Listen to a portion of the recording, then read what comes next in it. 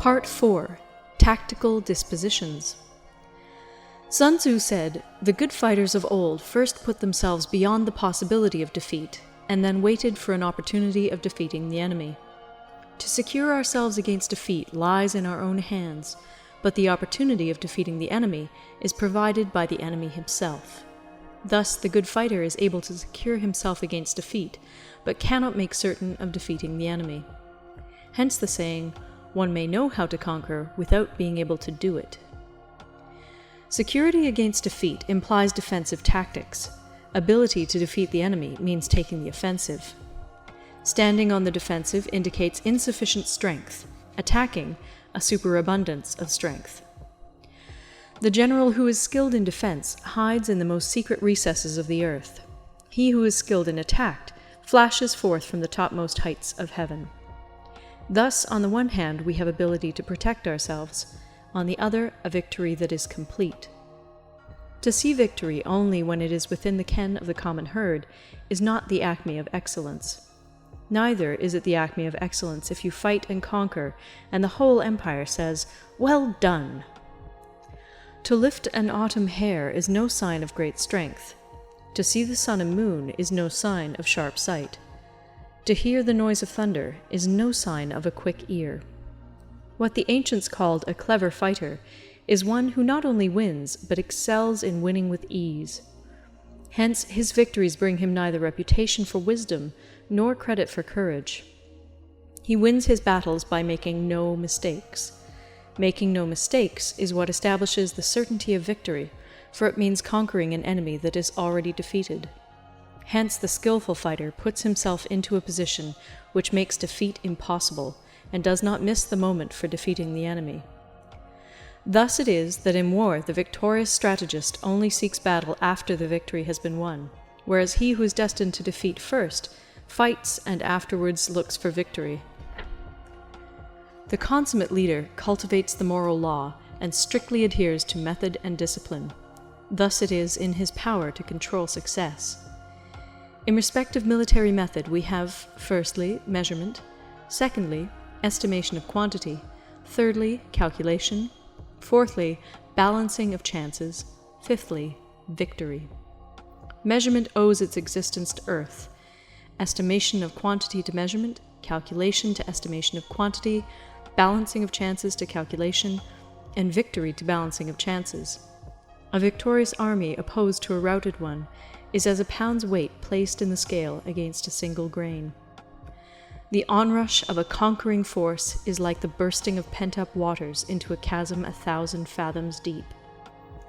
End of Part 4.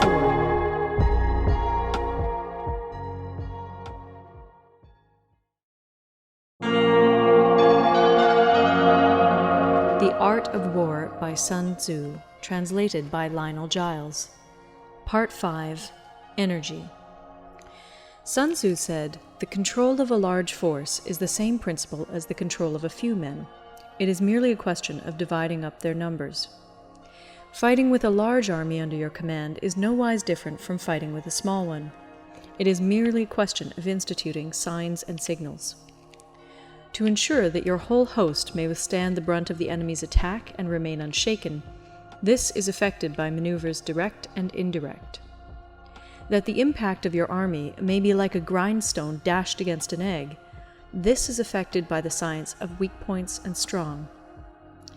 In all fighting, the direct method may be used for joining battle, but indirect methods will be needed in order to secure victory. Indirect tactics, efficiently applied, are inexhaustible as heaven and earth, unending as the flow of rivers and streams. Like the sun and moon, they end but to begin anew. Like the 4 seasons, they pass away to return once more. There are not more than 5 musical notes, yet the combinations of these 5 give rise to more melodies than can ever be heard. There are not more than 5 primary colors, blue, yellow, red, white, and black, yet in combination they produce more hues than can ever be seen. There are not more than 5 cardinal tastes, sour, acrid, salt, sweet, bitter, yet combinations of them yield more flavors than can ever be tasted. In battle, there are not more than 2 methods of attack, the direct and the indirect, Yet these two in combination give rise to an endless series of maneuvers. The direct and the indirect lead on to each other in turn. It is like moving in a circle. You never come to an end. Who can exhaust the possibilities of their combination?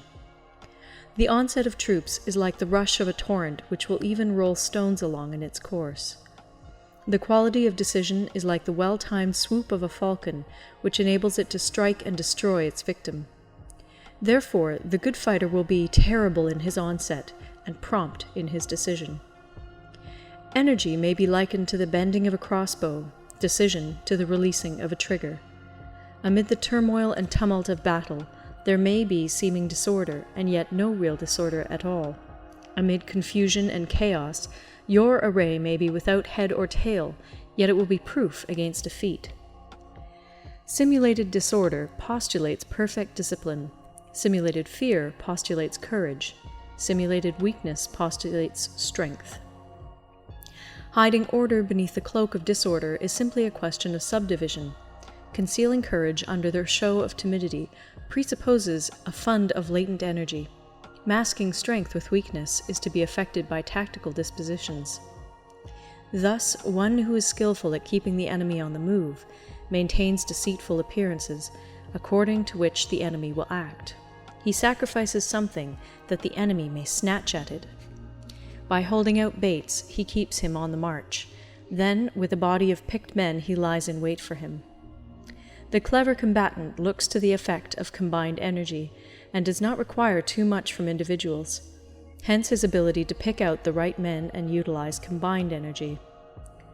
When he utilizes combined energy, his fighting men become as it were like unto rolling logs or stones, for it is the nature of a log or stone to remain motionless on level ground, and to move when on a slope.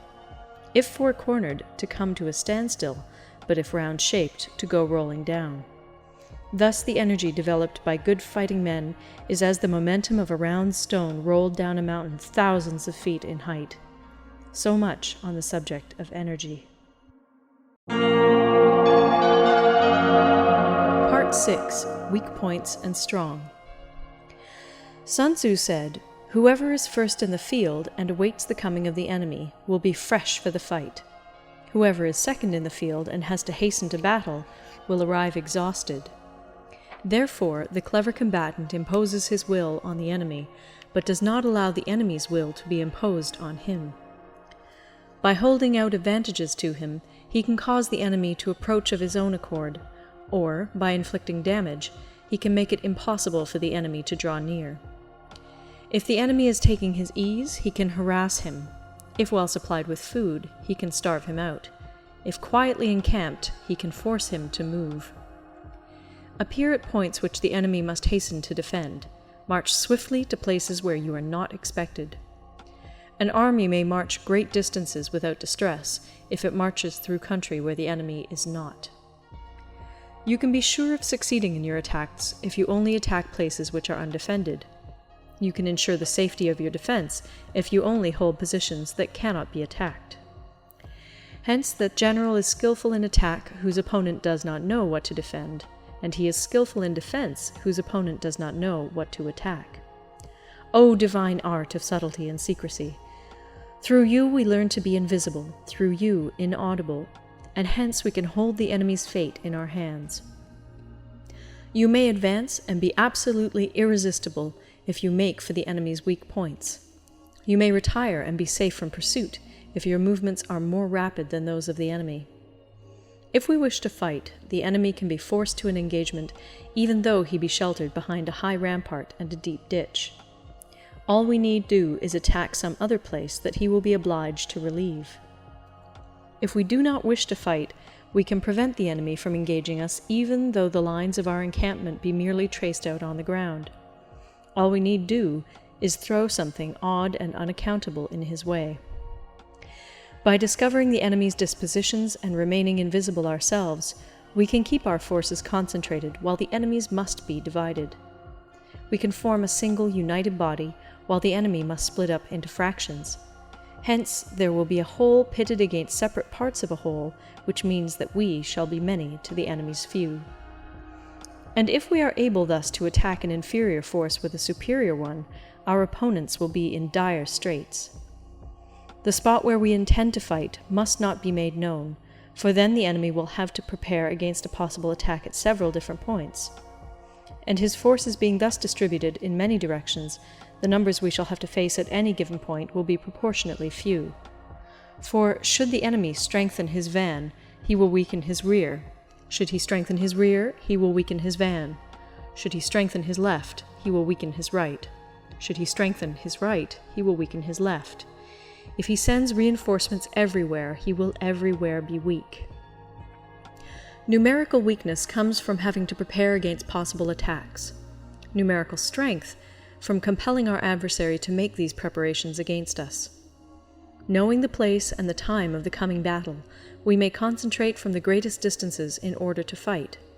But if neither time nor place be known, then the left wing will be impotent to succour the right equally impotent to succour the left, the van unable to relieve the rear, or the rear to support the van.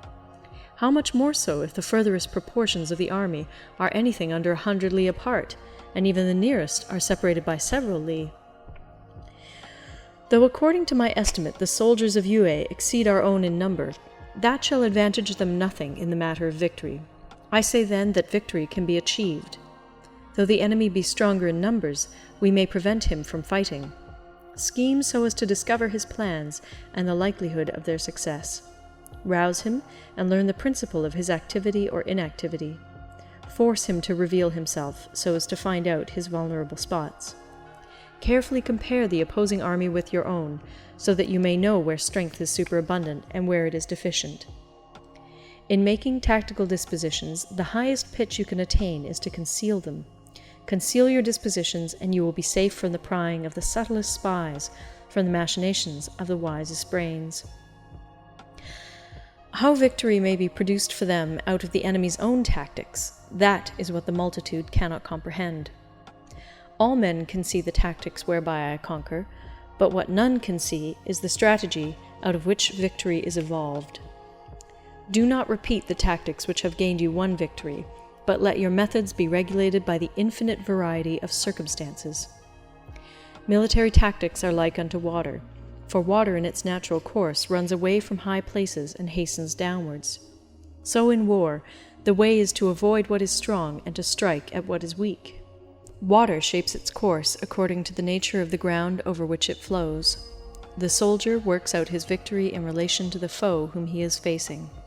Therefore, just as water retains no constant shape, in warfare there are no constant conditions. He who can modify his tactics in relation to his opponent and thereby succeed in winning may be called a heaven-born captain. The 5 elements, water, fire, wood, metal, earth, are not always equally predominant. The 4 seasons make way for each other in turn. There are short days and long. The moon has its periods of waning and waxing. End of Part 6.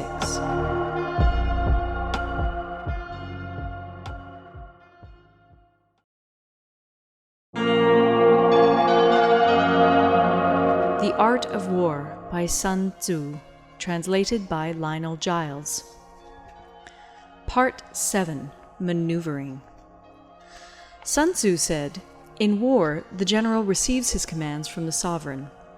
Having collected an army and concentrated his forces, he must blend and harmonize the different elements thereof before pitching his camp. After that comes tactical maneuvering, than which there is nothing more difficult. The difficulty of tactical maneuvering consists in turning the devious into the direct, and misfortune into gain. Thus, to take a long and circuitous route, after enticing the enemy out of the way, and those starting after him, to contrive to reach the goal before him, shows knowledge of the artifice of deviation. Maneuvering with an army is advantageous, with an undisciplined multitude, most dangerous. If you set a fully equipped army in march in order to snatch an advantage, the chances are that you will be too late. On the other hand, to detach a flying column for the purpose involves the sacrifice of its baggage and stores. Thus, if you order your men to roll up their buff coats and make forced marches without halting day or night, covering double the usual distance at a stretch, doing 100 li in order to wrest an advantage, the leaders of all your 3 divisions will fall into the hands of the enemy. The stronger men will be in front, the jaded ones will fall behind, and on this plan only 1/10 of your army will reach its destination. If you march 50 li in order to outmaneuver the enemy, you will lose the leader of your 1st division, and only half your force will reach the goal. If you march 30 li with the same object, 2/3 of your army will arrive. We may take it then that an army without its baggage train is lost. Without provisions, it is lost. Without bases of supply, it is lost. We cannot enter into alliances until we are acquainted with the designs of our neighbors.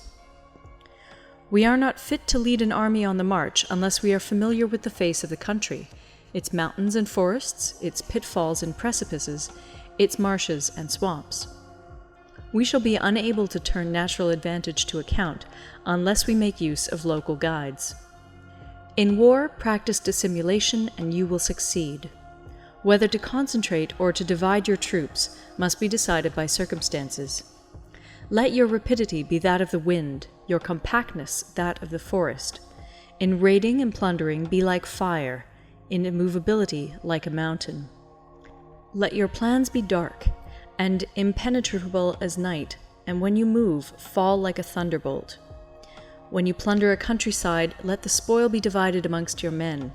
When you capture new territory, cut it up into allotments for the benefit of the soldiery. Ponder and deliberate before you make a move. He will conquer who has learnt the artifice of deviation. Such is the art of maneuvering. The Book of Army Management says, "On the field of battle, the spoken word does not carry far enough. Hence the institution of gongs and drums. Nor can ordinary objects be seen clearly enough. Hence the institution of banners and flags. Gongs and drums, banners and flags are means whereby the ears and eyes of the host may be focused on one particular point. The host thus forming a single united body, it is impossible either for the brave to advance alone, or for the cowardly to retreat alone. This is the art of handling large masses of men. In night fighting, then, make much use of signal flyers and drums, and in fighting by day, of flags and banners, as a means of influencing the ears and eyes of your army. A whole army may be robbed of its spirit. A commander-in-chief may be robbed of his presence of mind. Now, a soldier's spirit is keenest in the morning. By noonday it has begun to flag, and in the evening his mind is bent only on returning to camp. A clever general, therefore, avoids an army when its spirit is keen, but attacks it when it is sluggish and inclined to return. This is the art of studying moods. Disciplined and calm, to await the appearance of disorder and hubbub amongst the enemy. This is the art of retaining self-possession. To be near the goal while the enemy is still far from it, to wait at ease while the enemy is toiling and struggling, to be well fed while the enemy is famished. This is the art of husbanding one's strength. To refrain from intercepting an enemy whose banners are in perfect order, to refrain from attacking an army drawn up in calm and confident array, this is the art of studying circumstances. It is a military axiom not to advance uphill against the enemy, nor to oppose him when he comes downhill. Do not pursue an enemy who simulates flight. Do not attack soldiers whose temper is keen. Do not swallow bait offered by the enemy. Do not interfere with an army that is returning home. When you surround an army, leave an outlet free. Do not press a desperate foe too hard. Such is the art of warfare. End of Part 7. Part 8. Variation in Tactics. Sun Tzu said, "In war, the general receives his commands from the sovereign, collects his army, and concentrates his forces. When in difficult country, do not encamp. In country where high roads intersect, join hands with your allies. Do not linger in dangerously isolated positions. In hemmed-in situations, you must resort to stratagem. In desperate position, you must fight. There are roads which must not be followed, armies which must not be attacked, towns which must not be besieged, positions which must not be contested. commands of the sovereign which must not be obeyed. The general who thoroughly understands the advantages that accompany variation of tactics knows how to handle his troops. The general who does not understand these may be well acquainted with the configuration of the country, yet he will not be able to turn his knowledge to practical account. So, the student of war who is unversed in the art of war of varying his plans, even though he be acquainted with the 5 advantages, will fail to make the best use of his men. Hence, in the wise leader's plans, considerations of advantage and of disadvantage will be blended together. If our expectation of advantage be tempered in this way, we may succeed in accomplishing the essential part of our schemes.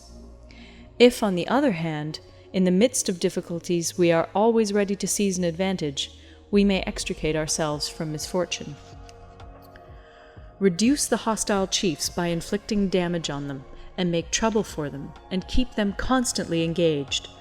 Hold out specious allurements, and make them rush to any given point.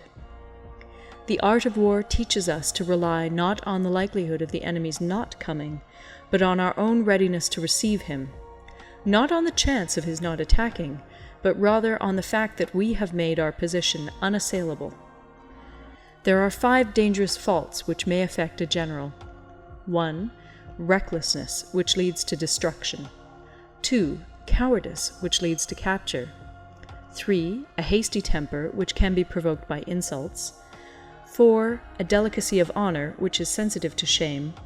5. Over-solicitude for his men, which exposes him to worry and trouble.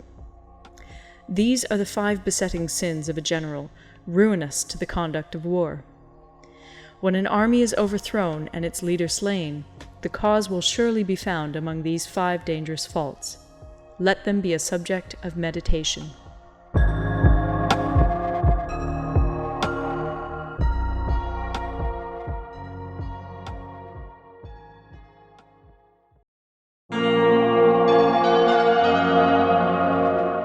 The Art of War by Sun Tzu, translated by Lionel Giles.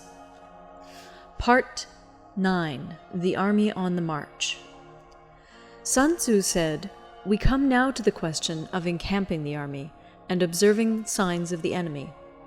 Pass quickly over mountains and keep in the neighborhood of valleys. Camp in high places facing the sun. Do not climb heights in order to fight."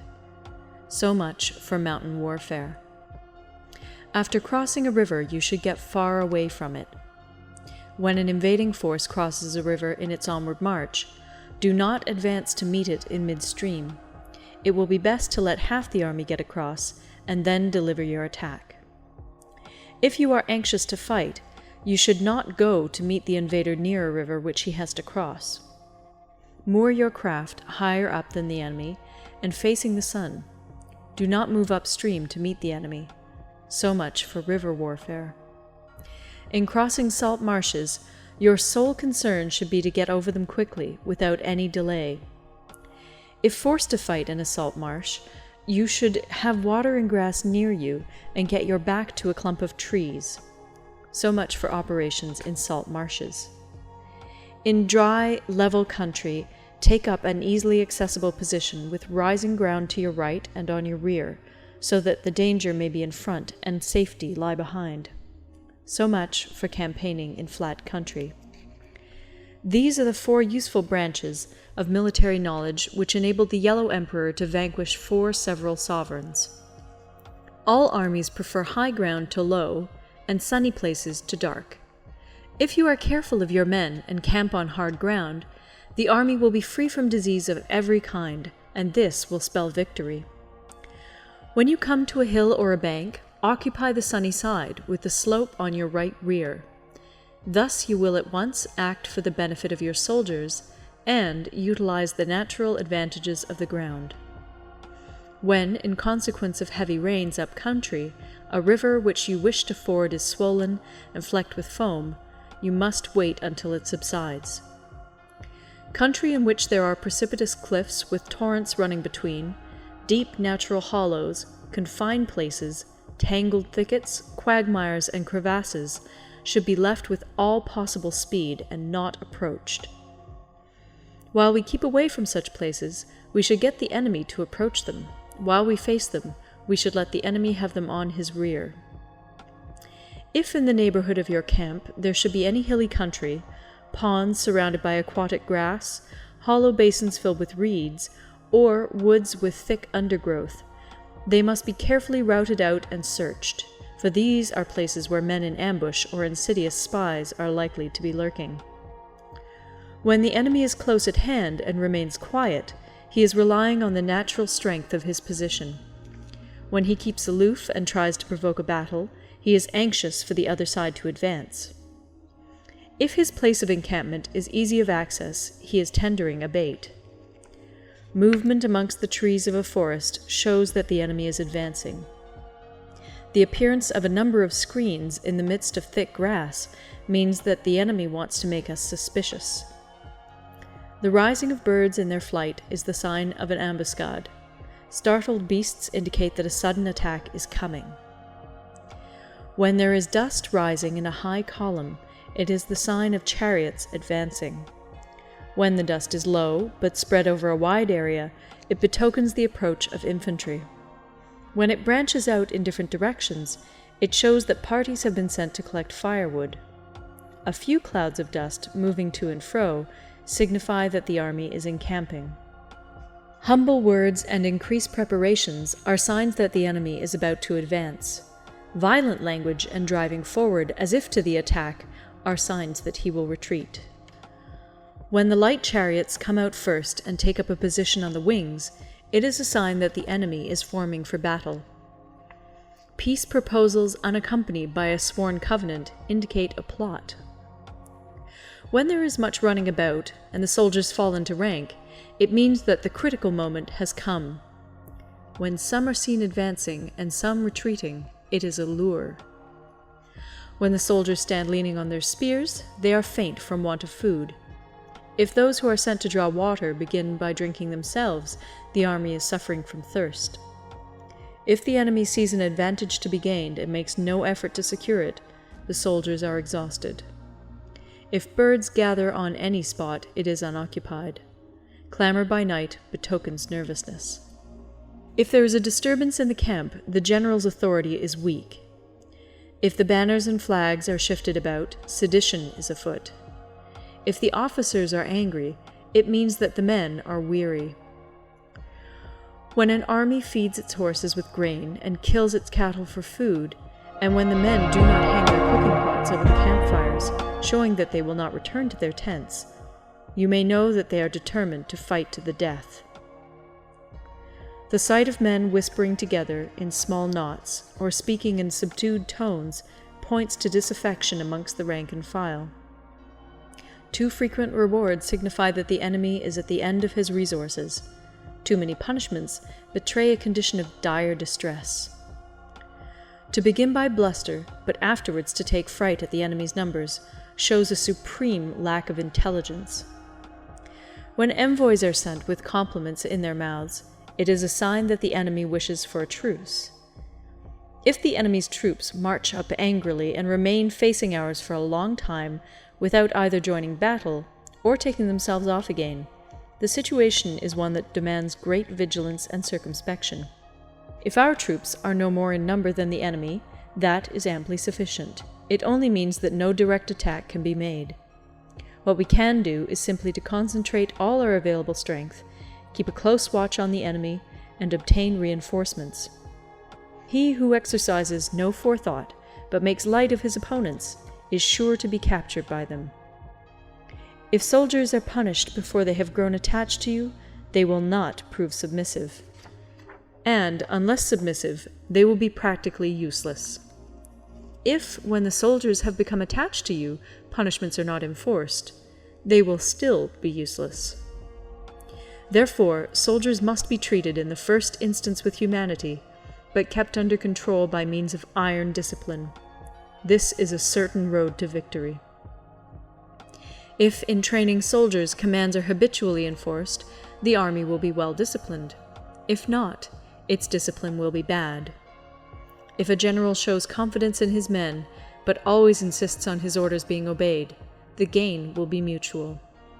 End of Part 9. Part 10. Terrain. Sun Tzu said, we may distinguish 6 kinds of terrain, to wit, 1. Accessible ground, 2. Entangling ground, 3. Temporizing ground, 4. Narrow passes, 5. Precipitous heights, 6. Positions at a great distance from the enemy. Ground which can be freely traversed by both sides is called accessible. With regard to ground of this nature, be before the enemy in occupying the raised and sunny spots, and carefully guard your line of supplies. Then you will be able to fight with advantage. Ground which can be abandoned but is hard to reoccupy is called entangling. From a position of this sort, if the enemy is unprepared, you may sally forth and defeat him. But if the enemy is prepared for your coming, and you fail to defeat him, then, return being impossible, disaster will ensue. When the position is such that neither side will gain by making the first move, it is called temporizing ground. In a position of this sort, even though the enemy should offer us an attractive bait, it will be advisable not to stir forth, but rather to retreat, thus enticing the enemy in his turn. Then, when part of his army has come out, we may deliver our attack with advantage. With regard to narrow passes, if you can occupy them first, let them be strongly garrisoned and await the advent of the enemy. Should the army forestall you in occupying a pass, do not go after him if the pass is fully garrisoned, but only if it is weakly garrisoned. With regard to precipitous heights, if you are beforehand with your adversary, you should occupy the raised and sunny spots, and there wait for him to come up. If the enemy has occupied them before you, do not follow him, but retreat, and try to entice him away. If you are situated at a great distance from the enemy, and the strength of the 2 armies is equal, it is not easy to provoke a battle, and fighting will be to your disadvantage. These 6 are the principles connected with earth. The general who's attained a responsible post must be careful to study them. Now, an army is exposed to 6 several calamities, not arising from natural causes, but from faults for which the general is responsible.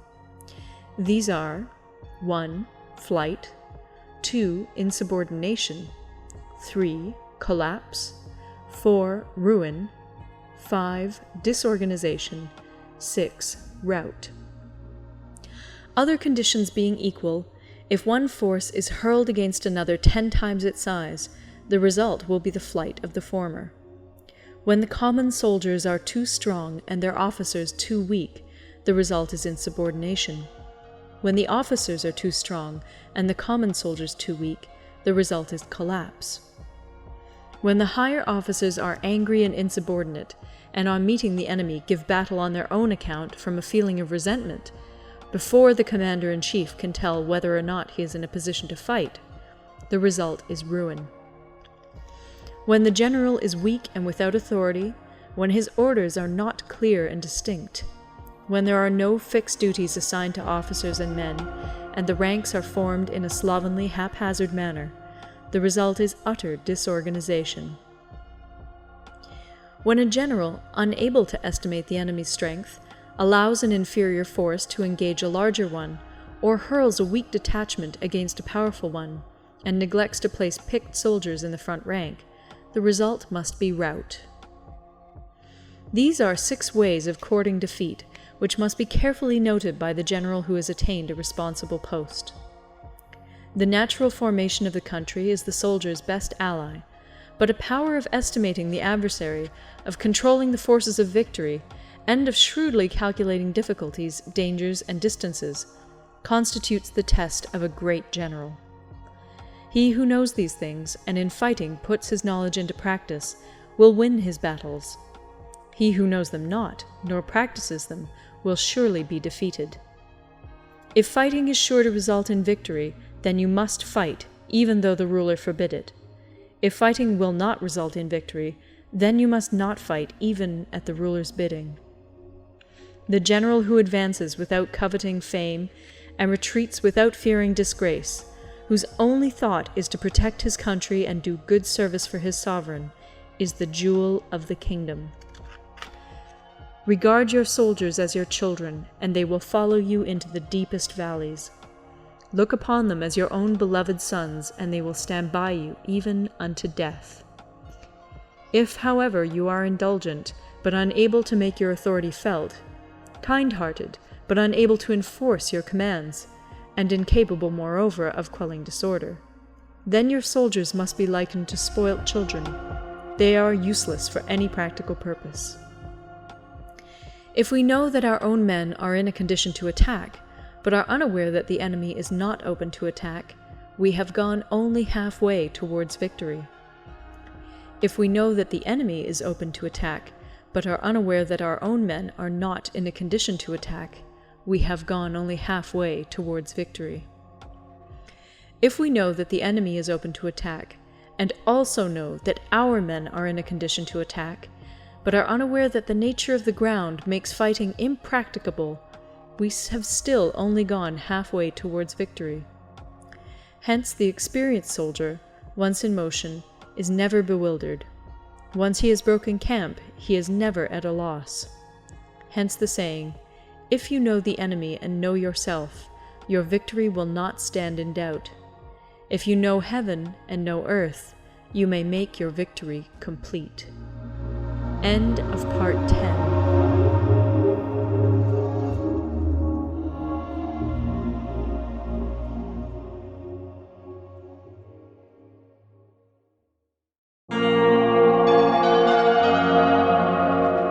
The Art of War by Sun Tzu, translated by Lionel Giles.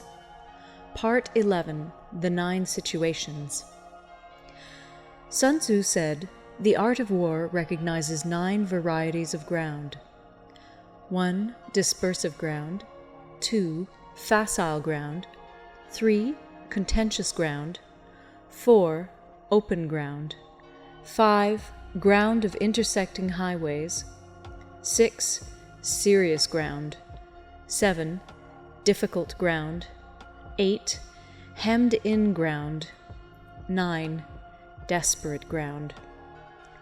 When a chieftain is fighting in his own territory, it is dispersive ground. When he has penetrated into hostile territory, but to no great distance, it is facile ground. Ground the possession of which imports great advantage to either side is contentious ground. Ground on which each side has liberty of movement is open ground. Ground which forms the key to 3 contiguous states, so that he who occupies it first has most of the empire at his command, is a ground of intersecting highways. When an army has penetrated into the heart of a hostile country, leaving a number of fortified cities in its rear, it is serious ground. Mountain forests, rugged steeps, marshes, and fens, all country that is hard to traverse, this is difficult ground. Ground which is reached through narrow gorges, and from which we can only retire by tortuous paths, so that a small number of the enemy would suffice to crush a large body of our men, this is hemmed-in ground. Ground on which we can only be saved from destruction by fighting without delay is desperate ground. On dispersive ground, therefore, fight not. On facile ground, halt not. On contentious ground, attack not. On open ground, do not try to block the enemy's way. On the ground of intersecting highways, join hands with your allies. On serious ground, gather in plunder. In difficult ground, keep steadily on the march. On hemmed-in ground, resort to stratagem. On desperate ground, fight. Those who were called skillful leaders of old knew how to drive a wedge between the enemy's front and rear, to prevent cooperation between his large and small divisions, to hinder the good troops from rescuing the bad, the officers from rallying their men. When the enemy's men were united, they managed to keep them in disorder. When it was to their advantage, they made a forward move. When otherwise, they stopped still. If asked how to cope with a great host of the enemy in orderly array, and on the point of marching to the attack, I should say, begin by seizing something which your opponent holds dear. Then he will be amenable to your will. Rapidity is the essence of war. Take advantage of the enemy's unreadiness. Make your way by unexpected routes, and attack unguarded spots. The following are the principles to be observed by an invading force. The further you penetrate into a country, the greater will be the solidarity of your troops, and thus the defenders will not prevail against you. Make forays in fertile country in order to supply your army with food. Carefully study the well-being of your men, and do not overtax them. Concentrate your energy and hoard your strength. Keep your army continually on the move, and devise unfathomable plans. Throw your soldiers into positions whence there is no escape, and they will prefer death to flight. If they will face death, there is nothing they may not achieve. Officers and men alike will put forth their uttermost strength. Soldiers, when in desperate straits, lose the sense of fear. If there is no place of refuge, they will stand firm. If they are in hostile country, they will show a stubborn front. If there is no help for it, they will fight hard. Thus, without waiting to be marshaled, the soldiers will be constantly on the qui-vive. Without waiting to be asked, they will do your will. Without restrictions, they will be faithful. Without giving orders, they can be trusted. Prohibit the taking of omens and do away with superstitious doubts. Then, until death itself comes, no calamity need be feared. If our soldiers are not overburdened with money, it is not because they have a distaste for riches. If their lives are not unduly long, it is not because they are disinclined to longevity. On the day they are ordered out to battle, your soldiers may weep, those sitting up bedewing their garments, and those lying down, letting the tears run down their cheeks. But let them once be brought to bay, and they will display the courage of a Chu or a Kui. The skillful tactician may be likened to the Shuai Jan. Now, the Shuai Jan is a snake that is found in the Cheung Mountains. Strike at its head, and you will be attacked by its tail. Strike at its tail, and you will be attacked by its head. Strike at the middle, and you will be attacked by head and tail both. Asked if an army can be made to imitate the Shuai Jan, I should answer yes. For the men of Wu and the men of Yue are enemies.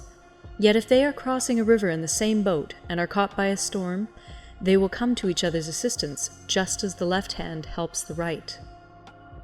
Hence, it is not enough to put one's trust in the tethering of horses and the burying of chariot wheels in the ground.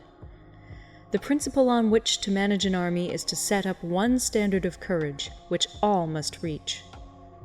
How to make the best of both strong and weak, that is a question involving the proper use of ground. Thus, the skillful general conducts his army just as though he were leading a single man, willy-nilly by the hand. It is the business of a general to be quiet, and thus ensure secrecy, upright and just, and thus maintain order. He must be able to mystify his officers and men by false reports and appearances, and thus keep them in total ignorance. By altering his arrangements and changing his plans, he keeps the enemy without definite knowledge. By shifting his camp and taking circuitous routes, he prevents the enemy from anticipating his purpose. At the critical moment, the leader of an army acts like one who has climbed up a height and then kicks away the ladder behind him. He carries his men deep into hostile territory before he shows his hand. He burns his boats and breaks his cooking pots. Like a shepherd driving a flock of sheep, he drives his men this way and that, and nothing knows whither he is going. To muster his host and bring it into danger, this may be termed the business of the general. The different measures suited to the 9 varieties of ground, the expediency of aggressive or defensive tactics, and the fundamental laws of human nature, these are things that must most certainly be studied. When invading hostile territory, the general principle is that penetrating deeply brings cohesion. Penetrating but a short way means dispersion. When you leave your own country behind and take your army across neighborhood territory, you find yourself on critical ground. When there are means of communication on all four sides, the ground is one of intersecting highways. When you penetrate deeply into a country, it is serious ground. When you penetrate but a little way, it is facile ground. When you have the enemy's strongholds on your rear and narrow passes in front, it is hemmed-in ground. When there is no place of refuge at all, it is desperate ground. Therefore, on dispersive ground, I would inspire my men with unity of purpose. On facile ground, I would see that there is close connection between all parts of my army. On contentious ground, I would hurry up my rear. On open ground, I would keep a vigilant eye on my defenses. On ground of intersecting highways, I would consolidate my alliances. On serious ground, I would try to ensure a continuous stream of supplies. On difficult ground, I would keep pushing on along the road. On hemmed-in ground, I would block any way of retreat. On desperate ground, I would proclaim to my soldiers the hopelessness of saving their lives. For it is the soldier's disposition to offer an obstinate resistance when surrounded, to fight hard when he cannot help himself, and to obey promptly when he has fallen into danger. We cannot enter into alliance with neighboring princes until we are acquainted with their designs. We are not fit to lead an army on the march unless we are familiar with the face of the country, its mountains and forests, its pitfalls and precipices, its marshes and swamps. We shall be unable to turn natural advantages to account unless we make use of local guides. To be ignored of any one of the following 4 or 5 principles does not befit a warlike prince. When a warlike prince attacks a powerful state, his generalship shows itself in preventing the concentration of the enemy's forces. He overawes his opponents, and their allies are prevented from joining against him. Hence, he does not strive to ally himself with all and sundry, nor does he foster the power of other states. He carries out his own secret designs, keeping his antagonists in awe. Thus he is able to capture their cities and overthrow their kingdoms. Bestow rewards without regard to rule, issue orders without regard to previous arrangements, and you will be able to handle a whole army as though you had to do with but a single man. Confront your soldiers with the deed itself. Never let them know your design. When the outlook is bright, bring it before their eyes, but tell them nothing when the situation is gloomy. Place your army in deadly peril, and it will survive. Plunge it into desperate straits, and it will come off in safety. For it is precisely when a force has fallen into harm's way that it is capable of striking a blow for victory. Success in warfare is gained by carefully accommodating ourselves to the enemy's purpose. By persistently hanging on the enemy's flank, we shall succeed in the long run in killing the commander-in-chief. This is called ability to accomplish a thing by sheer cunning. On the day that you take up your command, block the frontier passes, destroy the official tallies, and stop the passage of all emissaries. Be stern in the council chamber so that you may control the situation. If the enemy leaves the door open, you must rush in. Forestall your opponent by seizing what he holds dear, and subtly contrive to time his arrival on the ground. Walk in the path defined by rule, and accommodate yourself to the enemy until you can fight a decisive battle. At first, then, exhibit the coyness of a maiden, until the enemy gives you an opening. Afterwards, emulate the rapidity of a running hare, and it will be too late for the enemy to oppose you. End of Part 11.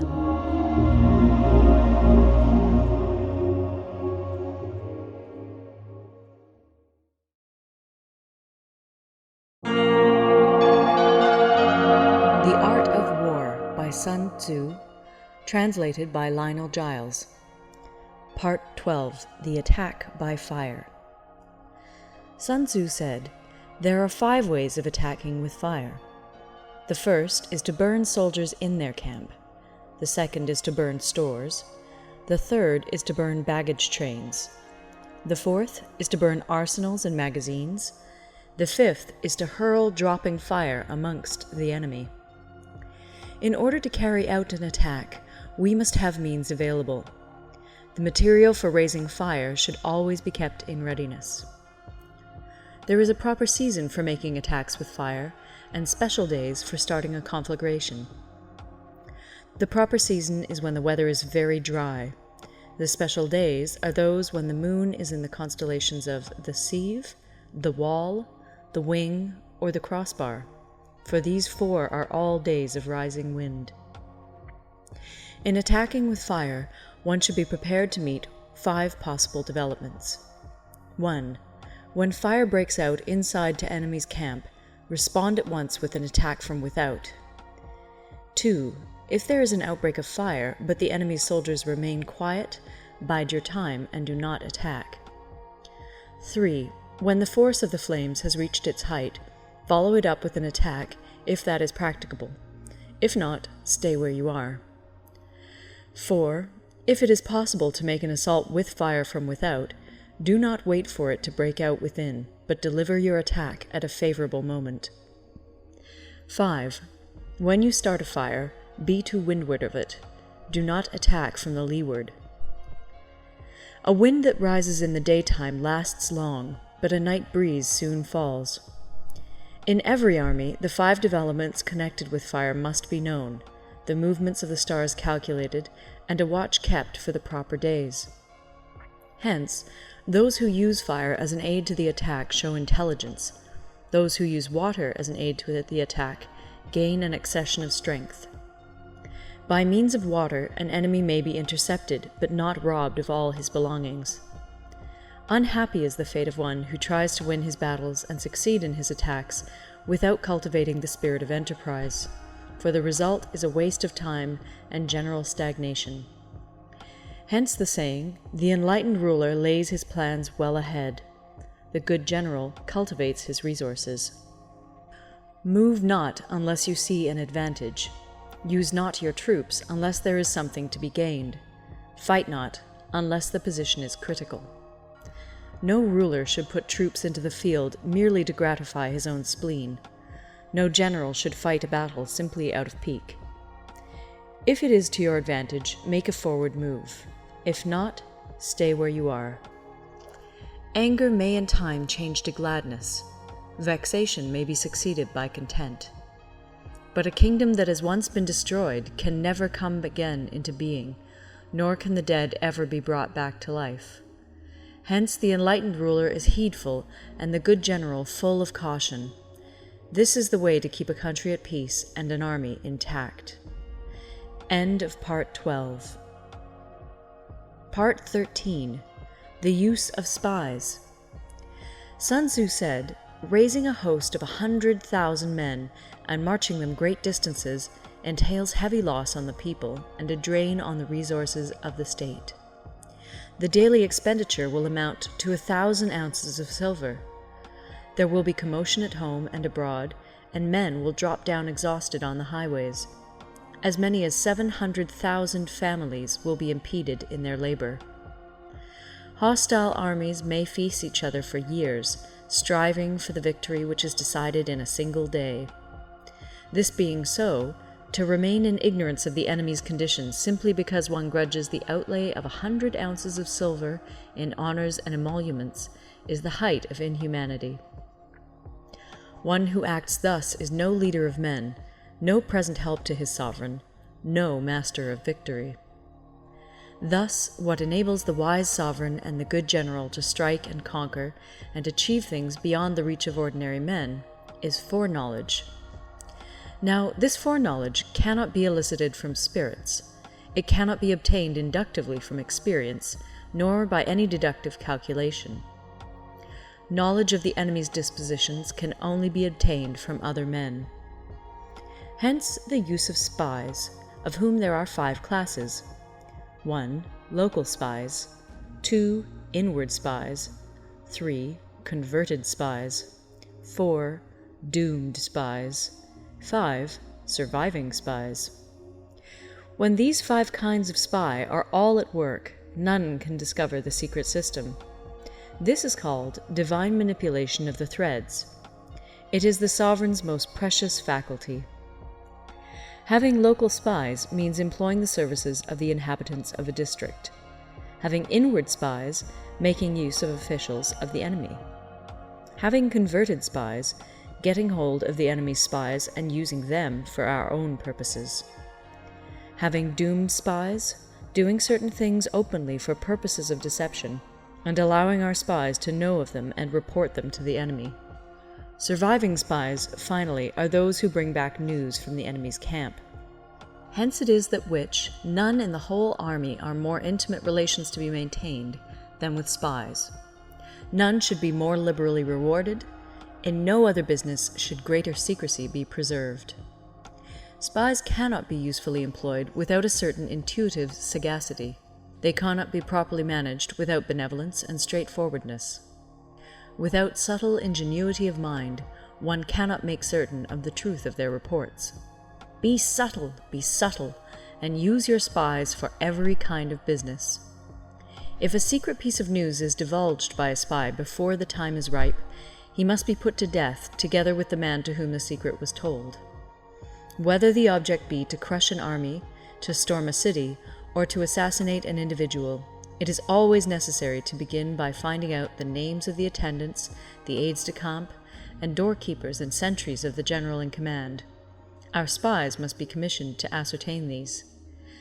The enemy's spies, who have come to spy on us, must be sought out, tempted with bribes, led away, and comfortably housed. Thus they will become converted spies and available for our service. It is through the information brought by the converted spy that we are able to acquire and employ local and inward spies. It is owing to this information again that we can cause the doomed spy to carry false tidings to the enemy. Lastly, it is by this information that the surviving spy can be used on appointed occasions.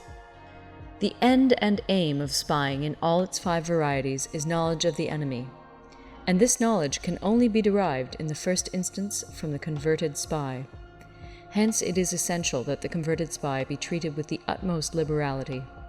Of old, the rise of the Yin dynasty was due to Yi Qi, who had served under the Xia. Likewise, the rise of the Chu dynasty was due to Liu Ya, who had served under the Yin.